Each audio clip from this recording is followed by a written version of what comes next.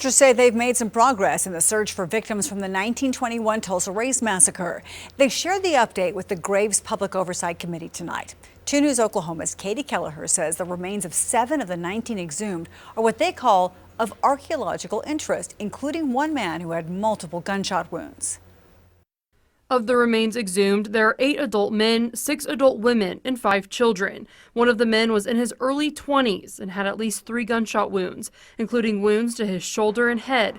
That's exactly what researchers were looking for in their search for victims from the 1921 Tulsa race massacre. It has one burial that meets the criteria, so we can find them. Despite that finding, researchers still can't say for sure if any of the deaths can be tied to the race massacre. They focus their testing on the 14 adult remains. They're now being sent to a forensics lab in Salt Lake City, Utah. There, scientists will work to extract DNA. Essentially, we're going to find out how much DNA is there, if it's male, and the quality of that DNA.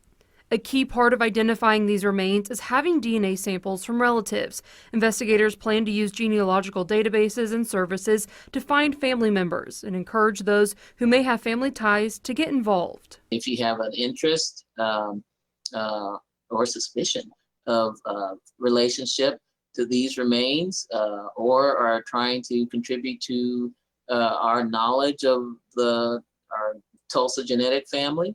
Next, the team wants to expand their search at Oak Lawn Cemetery, specifically where they've been looking in Section 20, the African-American section of Potter's Field. They say there appears to have been substantial alterations to the area. Extending to cover more of the new Potter's Field area and focusing our exhumations on simple casket individuals that are male, as well as we can tell.